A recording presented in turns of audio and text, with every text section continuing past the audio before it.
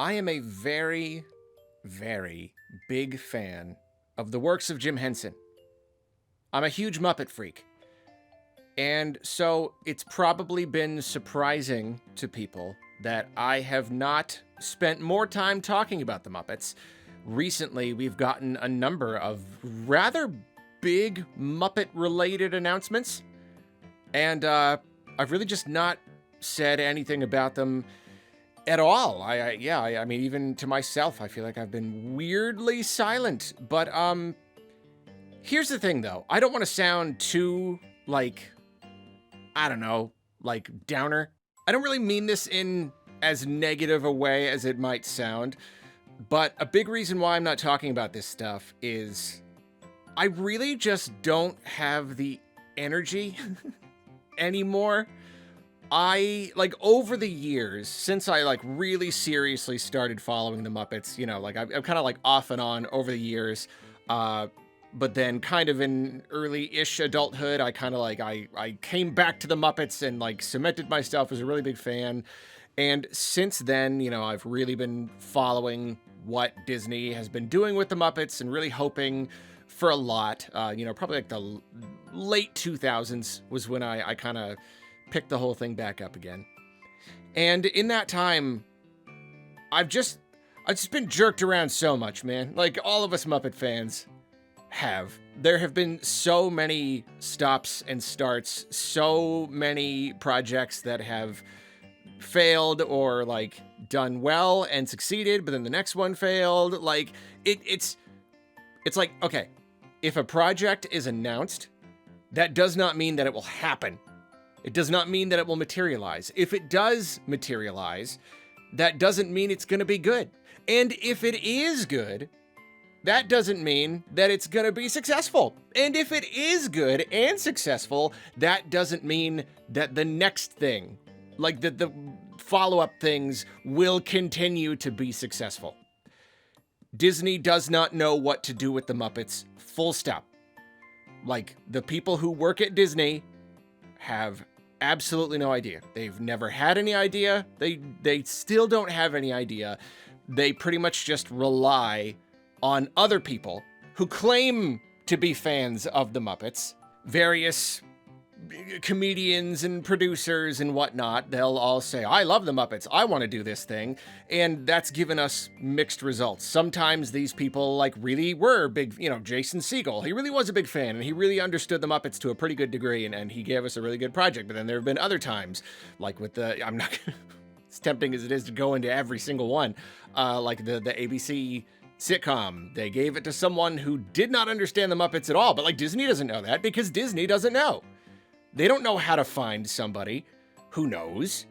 There are probably pretty few people on this planet who really deeply understand the Muppets. And one of those is Brian Henson, and Jim Henson Company doesn't own the Muppets anymore. They haven't for over 20 years, so he's not going to just come and direct all their stuff for them, as much as I would really love that. As much as I'd really love that. And then Kirk Thatcher, he gets the Muppets, but they always got to tie these bigger names to these projects. So they'll give him some stuff every once in a while, but like not nearly enough. Like he should just be like the Muppet like captain forever. So yeah, Disney doesn't know. So it's constant fumbling. Constant fumbling. And so yeah, even with really big announcements, really big deals, I'm not going to count my chickens before they hatch. You know, like they announced like a Miss Piggy movie. I haven't even looked into it. That's how like jaded I am. I haven't even like read articles on this. Someone like told me, yeah, they're making like a Miss Piggy, like they're making another Muppet movie and it's about Miss Piggy. Okay. That's pretty big. But like, here's the thing. The reason I came back to the Muppets, the final time when I really like cemented myself, it's because I came back to Fraggle Rock. I rediscovered Fraggle Rock, and that just absolutely ignited my passion for these colorful little characters. And around that time, it was like a big anniversary for Fraggle Rock. It was like the 35th anniversary. Now it's like basically probably 50th by now. Yeah, that was like 20. Oh, is it really the 50th anniversary this year? They announced a movie. They were making a movie. And I was really excited. And I like looked at the news all the time. I ate up every single update, but like it never materialized, and it would just, they wouldn't say anything for a while, and then they would come back with news. It like changed hands. It's this director, now it's this director. Dweezil Zappa is tied to the project. Oh, no, he's out. Now Joseph Gordon-Levitt is tied to the project. Like 10 years, not kidding, like a solid decade of waiting for the Fraggle Rock movie to happen. And then it didn't even happen. And ultimately they went on to just kind of like reboot the series, which is, you know, that's cool too. Weirdly enough, I haven't even seen it. I just like taking the step to like get a trial for Apple TV and then like binge the whole thing. I can't be bothered. You'd think I could. I'm a huge Fraggle Rock fan. But it's cool that they did it. It's just like, yeah, that's what I'm saying. It's like you can't count your chickens before they hatch. So all of these big Muppet things. And so now they're trying to like revive basically the original series. That's what this latest thing is. This is a special where they go back to the original Muppet Theater, and we're kind of, you know, it's a backdoor pilot, where we're kind of hoping that this special is popular enough and it gets picked up for a full series. And I do think that's cool, but yeah, I haven't really like given it much mental attention. I haven't really talked about it because been through this song and dance before. And again, it's not as like negative as it may sound. I think it's also just I'm getting older and I just don't have as much mental energy to like just like hype for stuff. I'm just not as interested anymore. Just if it turns out cool, like then great, you know, I'll watch it. If I can be bothered to get the Disney Plus free trial or whatever. I think I will this time. I'm gonna try to. There's still some old Muppets or older Muppet stuff. I still haven't even like some of the newer Muppet stuff. I still haven't even seen because that's a whole step. But I think this one I probably really do need to. But I don't know. I really just don't have faith in Disney. And it sounds really negative, and it is negative. But I'm not like broken up about it anymore. I don't like hinge my happiness on like the quality and the success of like TV and video game properties that I like in the same way that I used to. Like these things used to actually really, really get me all hyped up or get me like feeling really, really just crushed and disappointed when they didn't work out. It's not something I feel like doing anymore. It just kind of feel like I've grown past that point. Not to say that it's wrong to do those things, because it's fun in its own way. The big ups and downs, like, it's fun. It's kind of part of the process. But for me, I don't know. I don't want to do it anymore. And it's also a little bit hard to be excited for them doing a big revival. Oh, they're returning to the theater. They're recreating the opening song, the theme song, the whole number. But, like, we've done this before. Jason Segel did this. Nick Stoller. They again in 2011. We already did this. We got a big movie. It was their big revival. It was their big modernization, and they went back to the theater and they remade the theme song, and it was great. And so we're doing it again. And it's just like, yeah, okay, yeah, we're just kind of doing that again. And, okay, I promise eventually I will have something positive to say here. This is kind of why I haven't really said anything. I just kind of have there's a lot of red flags. There's a lot of red flags here. I'll go down the list of the red flags. Or like, just rather, concerns. One, I'm not a big fan of Seth Rogen. I think he has the capacity to be funny, but he is not often put into situations where that is necessary. It may sound a little mean, but just he's a two-trick pony. Seems like sometimes he in all of the movies and projects I've seen him in, he has two kinds of jokes that he makes. I will not mention what they are here. You can probably imagine. You probably already know what they are, and just that it just doesn't really do it for me. Especially when it's just like again and again and again and again. He pops up in a movie. He's making two kinds of jokes. So, like, I don't know. But, like, he has been tied to other projects that have turned out good. And I've even heard, like, good things about some other thing he did recently. I think, like, as a producer, he probably has the capacity to be funny. It just, like, I don't know. Out of all, like, the comedians to be tied to this project, Seth Rogen makes me kind of... But, like, I know that he's not going to be making those two types of jokes here. So if anything is going to be a good opportunity for him to really show off his comedic chops, then maybe this is it. So yeah, it's not like a deal breaker, but it is kind of just like, okay, yeah, all right. And then also, I pretty much forever, pretty much like for decades, pretty much ever since Disney has owned the Muppets, the big cry, the masses, the big cry has been, why don't you just do the Muppet Show again? Just do it again. Bring them back to the theater and just do the same thing, but again, with new guest stars. Just a new version of the old thing. That's pretty much like unanimously been the thing that everyone's been begging for. And I have never believed that that was necessarily the right thing to do. I really, because like, it's easy to look at something that worked at one time and something that, you know, especially like from our childhood or whatever, that like we really, really love, and to think like, just do that again. Just do it again. It'll be great. But like, that's not necessarily true. We've had plenty of times where they've just been like, let's do it again. And it doesn't really work. That thing worked so well because it happened at that time. You know, like it was a product of the time. And sure, over the years, people have discovered and rediscovered the old show and they've enjoyed it. But like, I still think there are just limits to that. I really don't think that having the Muppets put on like a vaudeville style show, like even at the time, that was like an antiquated idea. That was like a cute little like, oh, like vaudeville doesn't exist anymore, but look, these like raggedy little puppet characters are doing a little vaudeville show. Kids don't know what vaudeville is now. I didn't even really understand what vaudeville was. So now like, okay, so now like a billion years after the fact, let's just do another vaudeville style stage show. Like, is that really what the Muppets need? I don't know. I don't know for sure. And that's the biggest thing here. Disney doesn't know what they're doing, but like I don't even necessarily know what the Muppets need either. And I'm a genius.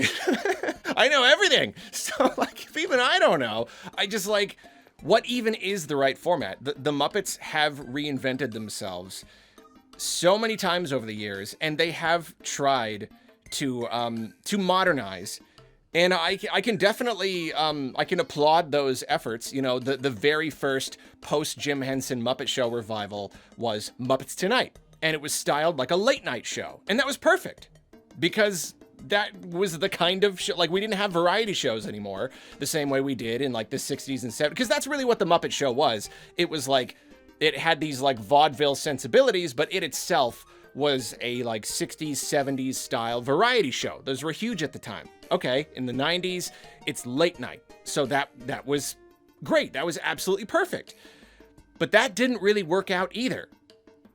They modernized the concept and it still didn't really work out. It didn't really mesh with audiences. And that's the thing with any of these projects. Why don't they work out? I think often the case that it's just not entertaining enough or like not funny enough. You know, that's the thing. You have to like, you can get people in the seat, you can get people to watch the show, but you gotta keep them. And I think Muppets Tonight, for example, had a lot of really great jokes in it, but a lot of the time, it just kind of fell a little bit flat. Like it's hard to make a weekly show funny all the time. And in fact, controversial opinion, coming from a really huge Muppet fan, I think even the original show is not quite as rewatchable as most people believe. It is. I do not believe it is. It is a darling classic, but they were pumping these things out one a week. They were just at a breakneck speed, and I really do think that came through in the writing. The quality and like the bits and the puppets and the effects, always really good. Every episode is entertaining in its own way, just because the Muppets are just fun to watch. But like the comedy, the writing, it was never like. The first episode was like where they put all their best ideas and it was hilarious. And from there, it felt like not a whole lot of really big peaks comedically. It was a lot of kind of just whatever filler stuff. I don't know. It feels like I'm talking smack about the original Muppet Show. What am I doing here? Revoke my Muppet card. I'm just saying it's got to be funny. It's got to be entertaining. And something about Muppets Tonight didn't work. And so then they tried to, you know, and then there were movie revivals. There was the 2011 revival, which was great. And it was this big thing. And then they followed it up with another movie and it just didn't work. I don't know. People just didn't want to go see it. Okay, great. And then with the show, okay, what was the next major revival? That was in, what was it, 2013? I don't even know. No, it would have been, whatever, it doesn't matter. 15? It was a while ago now. They did Disney's ABC The Muppets. And so now it was still like the story was based around a late night show, which still, like, they're still really popular, especially at the time they were still popular. But the show itself was more of like an Office style thing, which, okay, The Office, very, very popular, spawned a lot of, you know, knockoffs and whatnot. Like that was just like a format of show. So like, I think it was actually really smart to do that. But that was one of the projects where they gave it to someone who did not understand the Muppets. And it was this dull, lifeless thing. But like, it was like, haha, look, it's the Muppets, but they're dull and lifeless. And like, okay, that's kind of funny for a second, but like, it doesn't make for a good show. And then, again, at the risk of turning it into a whole tangent, then they retooled the show and they gave it to someone who did understand the Muppets. And the last few episodes of the season were incredible. They were really funny, totally understood the heart of the Muppets, but Disney did not give the show a chance to find its audience again because everyone had already written it off. And so then they canceled it. So again, we've been through this so many times before. And I don't even know what the Muppets need. I don't even know how you properly modernize them. I think to a degree, you just need to make it really funny. I just think the jokes have to be really, really good. And it is possible that that is more important than anything. Just that it's a funny thing to watch. Maybe it doesn't even matter where they are or what they're doing. It's just got to be fun. But of course, the packaging does have to matter, at least to a degree, because, like, I mean, you look at Muppets Most Wanted. That was the follow-up to the 2011 movie reboot, whatever. It was very funny, but it was also, like, 2 hours long, so no one wanted to take their kids to see it, and it had this, like, kind of weird, dark quality to it that I think just wasn't very appealing. So, like, the packaging does matter. It can't just be funny. I suppose it does need both, but what am I even trying to say here? I don't know. I just don't know. I don't know if it's going to work. And again, even if it does, even if it's funny and it rekindles interest in the show, are they going to be able to maintain that? Are they just going to give it like a 10-episode season and it does okay, and then that's just kind of like it for a while, and then it goes back on ice until the next revival or the Miss Piggy movie? Maybe it does poorly and the Miss Piggy movie gets canceled. I don't know. I just can't get too excited about it. However, how long have I been talking? Oh boy. Oh boy. Let's get to the good stuff. I will say, I watched the most recent trailer. I think they even put it out today, like the full trailer. It's a couple minutes long. And I will completely admit it looks solid. It does. It looks solid. Usually with a Muppet project, you can, I feel like you can judge the spirit of it pretty much immediately. You really just need one joke to know, like, was this created by someone who really gets the Muppets, or was this created by someone who's trying to get the Muppets and trying to make the Muppets work, but they don't really get it? You know, like, I only had to watch about 4 seconds of the Lady Gaga Thanksgiving special on Netflix, for example, to just be like, okay, well, this is not good. Like, you can just tell immediately, one joke, and you're just like, no, it's not good. And it wasn't good. I didn't even watch the whole thing. I didn't need to. Everyone else made the decision for me. Everyone else made the call. No, this is awful. This is terrible. It's just usually apparent from the get-go, even when you just watch the trailers. I don't get that vibe here. I don't get the vibe that this is another, like, weird throwaway project. I get the vibe that this is something that was created by people who like the Muppets, who really do want the Muppets to succeed. There are even some funny jokes in there. It's a very short trailer, and it got 2 solid laughs out of me. I laughed out loud. Pretty good ones, too. Not even just like the blowing the air out my nose, but like, no, like a real good laugh. 2 times in the trailer. I think that's worth something right there. Maybe those would be the funniest jokes. Possibly. And one of them I won't spoil because it's a genuinely funny joke. The second one isn't even like really outwardly a joke. I feel like it's kind of more of a nod to the fans, so I will say it here. At the very end of the trailer, Bobo says, "It's good to be back." And that's funny because Bobo was not in the original Muppet Show.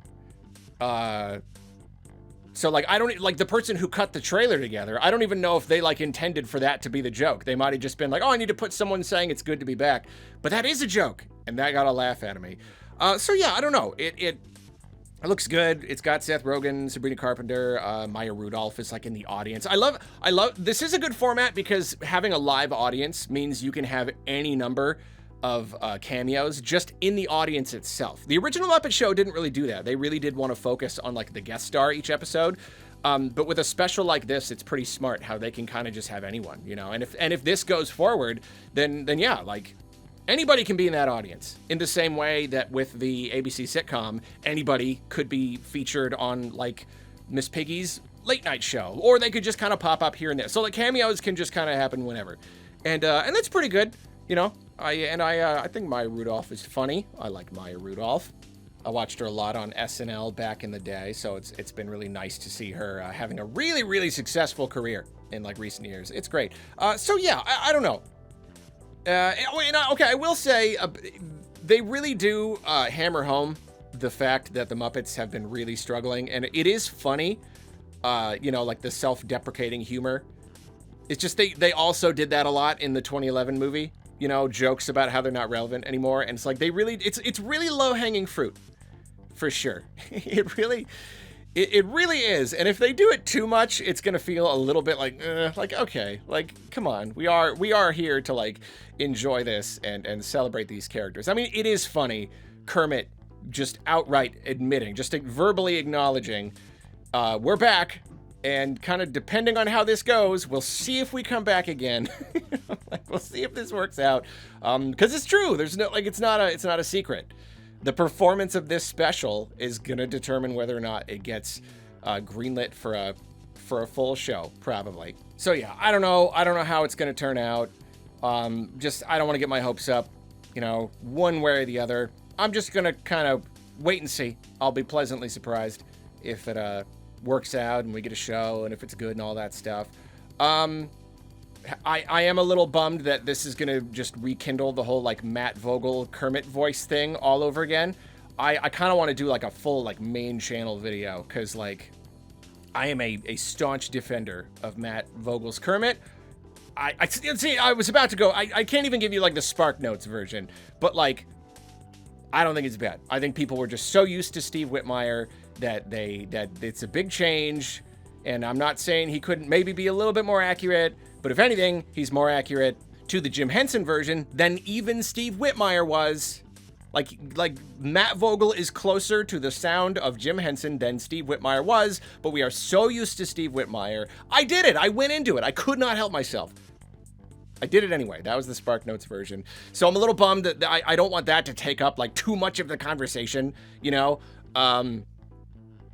So hopefully it doesn't. Hopefully it's not too much of a distraction for everybody. I got very, very big Muppet opinions. But, so that's it. I guess that's all I'll say for now. What is this, like a half-hour long video or something? It's been a good bit. Good 20-something minutes or something. Yeah, I don't know. We'll see.